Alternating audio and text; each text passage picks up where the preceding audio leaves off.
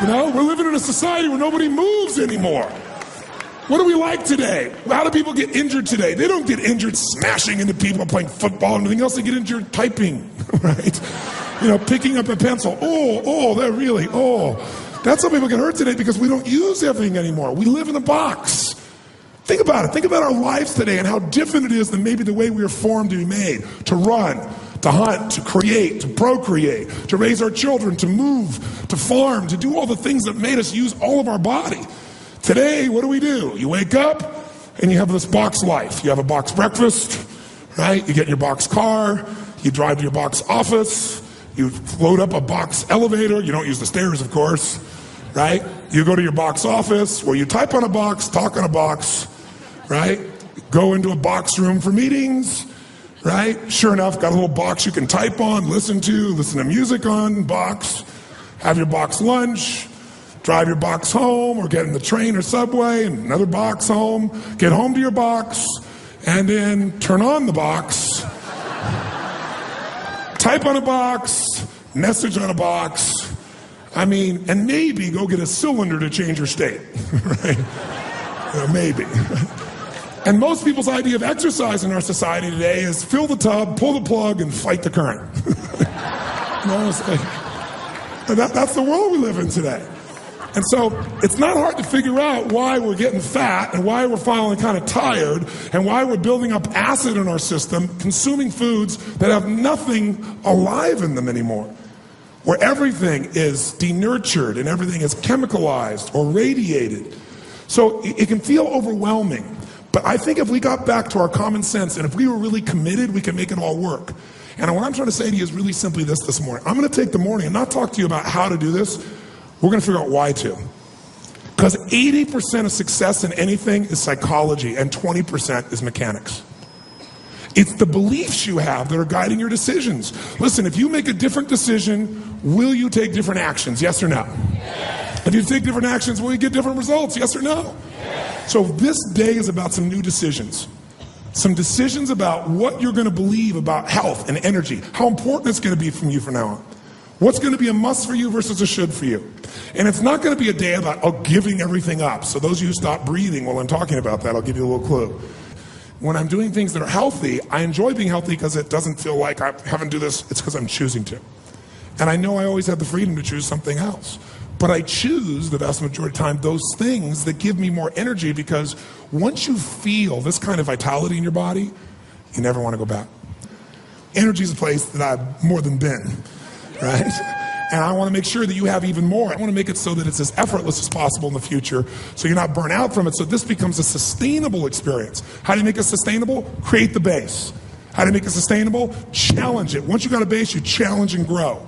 How do you do it? Then you got to celebrate and reward yourself for making these great rewards. And that celebration enhances your base because you feel better and stronger and you want to do even more good things. You want to eat better. You want to play better. When you start working out and you start to get into it, you love it. You love it. And then your base gets even stronger so you can take on a bigger challenge in life. And sure enough, you reward yourself and celebrate some more. And it becomes how the rich get richer, how the happy get happier, how the healthy get healthier, and the poor get poorer, and the depressed get more depressed, and the unhealthy get more unhealthy. It's momentum. Today is that process of momentum. My goal is for you today to have more certainty. Certainty that you have the answers that can guide you, and that there will be challenges in your environment. There are going to be environmental challenges. There are going to be all kinds of things you'll face, but whatever it is, you can handle it. And I'm hoping that as a result of today, you'll not only make a difference in yourself, but you'll own this so much that you won't have to lecture anybody. They'll come to you and go, oh God, you have so much more energy. You look so much better. You lost this. How'd you do it? And you'll both say, let me tell you. And you will be a person who's a force for good that'll pass it on to the people. So my goal today is to plant seeds so that you not only get this, but this spreads to other people.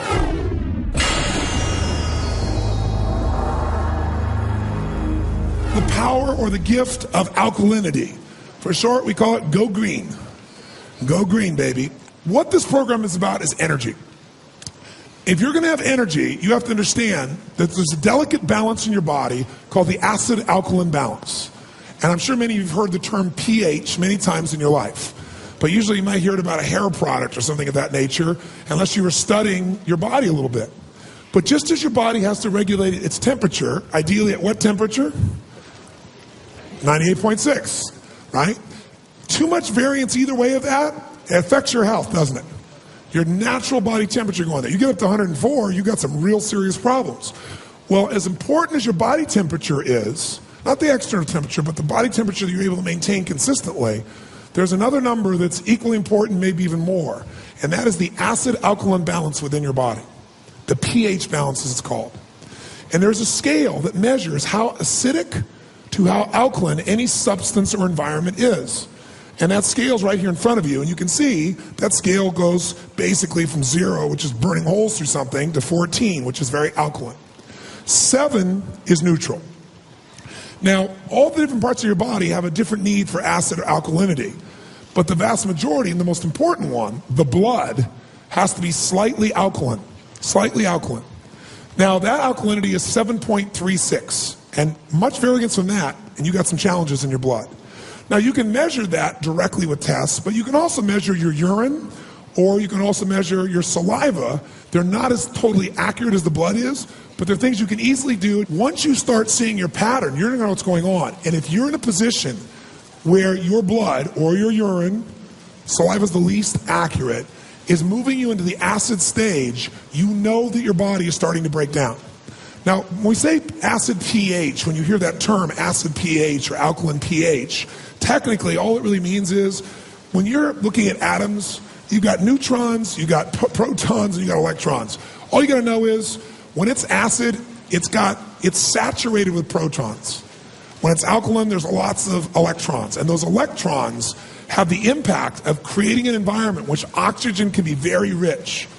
They also are that alkaline environment is what makes those red blood cells have a negative charge that makes them bounce off of each other so they don't stick together, so they flow through your body and you get the oxygen that you need. Also, it's very difficult in a highly oxygenated environment, a non-acid environment, for microorganisms to grow in mass. They stay checked, they stay balanced when you're fully oxygenated. But when your bloodstream gets acid, it's like putting out the pollution and wondering why the rats show up. So alkalinity has got to be a major focus, and it's very easy to get yourself to stay alkaline, but you got to think the power of alkaline, and the short term for the effort of that is go green. If you're overweight, how many of you here have worked out really hard but still can't seem to get lost those last 10 or 15 pounds or 5 pounds away? How many have had this experience? Raise your hand. Say aye. A lot of people say, oh, it's my metabolism. Well, that would be true to some extent, but a lot of people work out like crazy. They still don't seem to be getting the result. When your body is extremely acidic, you don't get as much oxygen. When you don't get as much oxygen, everything slows down, including the metabolism, even though you're working out. In addition, as you work out, if you work out hard and you're working out in an anaerobic way, you're building even more what? Who knows? Even more acid. So a lot of people are actually, the body then says, wait a second, we got to retain more water here to protect it, and we got to get these acids away from the critical organs of the body, so we're going to retain fat, put it in the fat until the body has time and has enough energy again where we can push it in the bloodstream and excrete it again. We can get rid of these wastes. So fat actually protects you. A lot of people, by the way, are in much worse shape when they're skinny than when they're fat, when they're toxic, because the people that are overweight very often have more of a buffer to deal with some of those acids.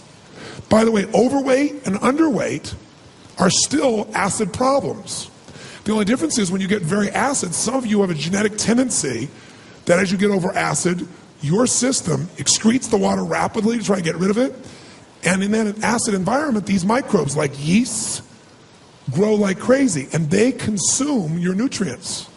So as a result, you don't get the nutrients, you keep feeding them, and you're in a position where you're saying, why can't I put on any weight? Some of you, your genetic tendency in this environment is to store fat quickly to protect yourself. You have the same acidic environment, and the animals inside you, these microorganisms, are eating your sugars, as an example. So you still need sugar. You're not assimilating it, so you want to eat more. So you keep eating more and more, never getting the nutrients you need. You're starving for nutrients because you're setting up a population of microorganisms in your body that you're feeding. They got to be cleansed out. And the way to cleanse them out is alkalize. In an alkaline environment, you're going to have rich oxygen, and they will not subsist in that environment. Cancer cells don't even do well in a highly oxygenated environment. They don't live in that kind of environment. They live in an environment where there's no oxygen or very limited oxygen or lower levels of oxygen. That's what makes them grow. So if you want to know the consequences, the first thing you can think of is if you're really over fat, think of I'm over acid. If you feel like you're fat, I'm over acid. If you alkalize like crazy, and the way I'm going to show you in this principle, you'll lose weight so fast it'll make your head spin, and your mind will be blown. Because how come I've held all this time? Because once the acid's out, you don't need to retain the fat to protect you, and your body will let go of the fat. But remember, if you keep dealing with the cause but not the source, nothing changes long term. This will really be encouraging to many of you. Too much acid decreases the oxygen affinity for hemoglobin in the blood. It creates free radical damage. It slowly attacks and eats away at the smooth muscle tissues and the inner walls of arteries and veins. It becomes more difficult to control high blood pressure when you're acidic like this. It disrupts the lipid and fatty acid metabolism. It increases the likelihood of cellular mutations. As I've already described, cells mutate as a result. Electrolyte activity is impaired. It decreases your energy reserves. And it often, allows the binding of cholesterol to heavy metals. So now you don't just have a cholesterol problem, you have these toxins that are stuck in your system simultaneously. How do we balance all this out? Number one, this is the principle. From now on, you want to measure your alkalinity on a regular basis. Get a little pee strip or get a little element, and on a regular basis, check how you're doing and see what the pattern is. Because the blood doesn't lie. And urine will be the next best element. It won't lie. And that's probably what most of you will end up using, or you'll use, the saliva strips.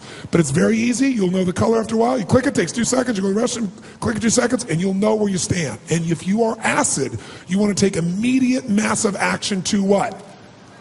To what? Now, what does that mean? Well, first of all, when you have a lot of alkalinity, you're going to have this oxygen, you're going to have electrical charges. You ever heard about alkaline batteries? Do they last longer or less than other batteries? Which one? Do you ever see a battery when it dies and won't work anymore? What happens? You get battery acid coming out of the side, don't you?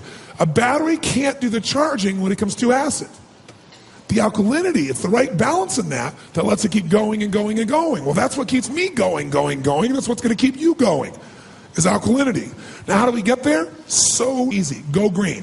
2 things make you alkaline. Number one thing that's going to get you there is green plants, green live foods.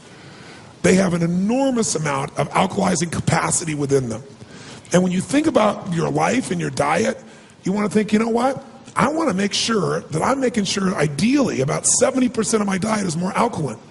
Now, greens aren't the only ones that'll do it. Ideal foods for alkaline forming and life-giving, I give you a whole list. Almonds are a great little snack you can have. Carrots, dates, avocados. Here's a fat that's a great fat. Avocados should be a regular part of your life. It's a fantastic fat. They're great for you, and they'll also keep your blood sugar stabilized. You won't have those ups and downs of being starving. Avocados are fantastic for you, but they're also alkaline. Limes, coconuts, celery, cucumbers, cauliflower, Brussels sprouts, asparagus, green beans, broccoli, and you can see the list goes on and on and on. Mostly live foods, the most alkaline foods for the most part are greens. Greens are some of the most potent ones that you have. Secondly, you want to avoid acid-forming foods which are devoid of life. So pork and veal and beef and chicken and turkey and eggs, shrimp and lobster. You go, Tony, you just took away my entire meals. What I said is you want a ratio just like water. What's the ratio you'd ideally have? 70% alkalinity. So you're going to have your lobster, if that's what you're going to do, which, again, that's more toxic amongst the fishes that you can have because it's on the bottom of the ocean where all the wastes drop down to. But if you're going to have it and make sure you got a great, huge salad, and that's the majority of what you're eating, some vegetables, some elements of that, and then you have your lobster. You don't have to give up everything. All you want to do is make sure you're cleansing, not clogging, and alkalizing, not creating acid. How many follow that? Say aye. So bread creates acid. So make sure if you're going to have that bread, that there's going to be enough greens in your diet that are going to help balance it out. That's all you got to do. Or make it that one day out of a week, or that 1 or 2 or 3 days out of a month where you're zagging, you're going to enjoy yourself, and then you're going to cleanse yourself. How many follow the difference here? Say aye. How many think that might be doable? Say aye. So you want to avoid the acid foods in a ratio that I described. You want to have the ideal foods that are alkaline, and you want to supplement your diet with quality greens. Quality greens. And the last thing that you can do that can alkalize is really simple, and it should be the habit for everybody here. When you wake up in the morning, first thing you're doing besides breathing is doing what? First thing you want to do with that water, put some lemon in it. Because lemon will alkalize that water immediately. right? And you can get lemon anywhere. You can be at a hotel, you can be anywhere. You say, man, I'm getting acid. Call downstairs, cut a lemon in half, squeeze it in, you're ready to rock and roll. Any restaurant you go, you can always get lemon. You go to a bar, you can get lemon. You can always alkalize with lemon water. And you can make the lemon water warm like a tea and it'll taste good, or you can just drink it as regular water and it makes water more flavorful. You know, after a while, you're not going to want any of the soda pop and the other things that were creating acid for you before. So making sure you put in lemon water is number one. Number two is you got to get yourself a position where you have the greens in your diet. Wheatgrass is one of the greatest sources. Sage and I start every day. First thing we do, get up, boom, we're breathing. We got our rebounder over here. We're drinking our fluids. And we're having some water with some lemon. We're having a green drink. If we have a lot fresh green drink right then and there with wheatgrass. We have wheatgrass and we'll have like a cucumber drink. And we'll just drink it. It's like a tonic. And immediately any acids that you accumulated overnight, whatever, are starting to be flushed out. And then, ideally, you're not going to find wheatgrass everywhere always. If you can, it's wonderful.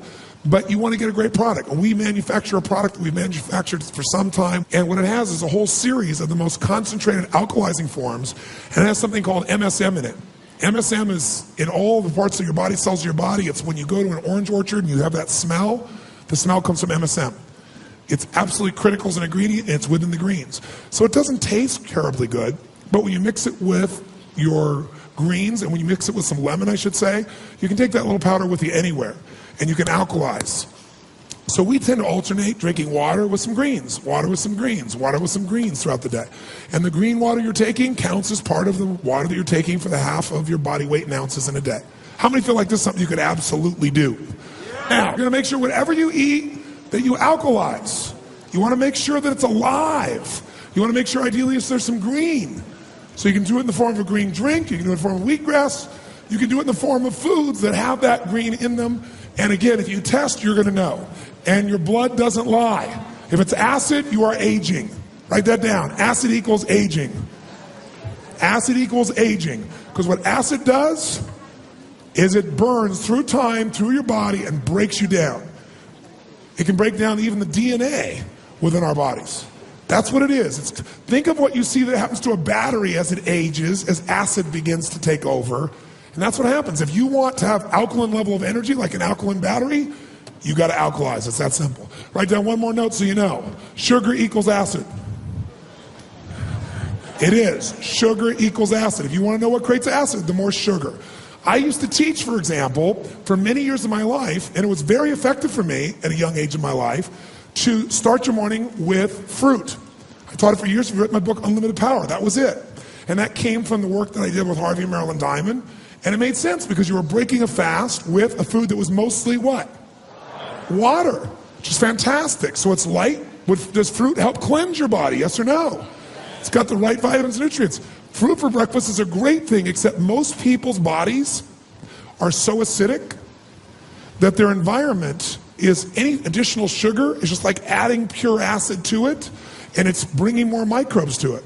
So some fruits are more sugar-filled. They have a higher glycemic load. Some have a lower. Some of you heard about glycemic index. All that is when that sugar comes into your system, how much does your blood sugar spike? And so what you want, if you're going to do this, is you want foods that are going to be fruits that are less spiking in that area if you're going to have fruits. But I tend to have for breakfast, I tend to have greens. I have different things for my body. Or I'll have a protein shake, but I've done all of the other pieces. In the protein shake, I put my oils in it, right? Or I'll have a salad, which I know will sound insane to most of you because it sounded insane to me in the beginning. But I'll have some broccoli in a salad, and I'll have some little piece of protein, at my breakfast, so that I'm sustaining those elements. It's an alkaline base that's going to make your life really go to a different level of energy. That's what you're going to commit to do. All those want to do that, say aye.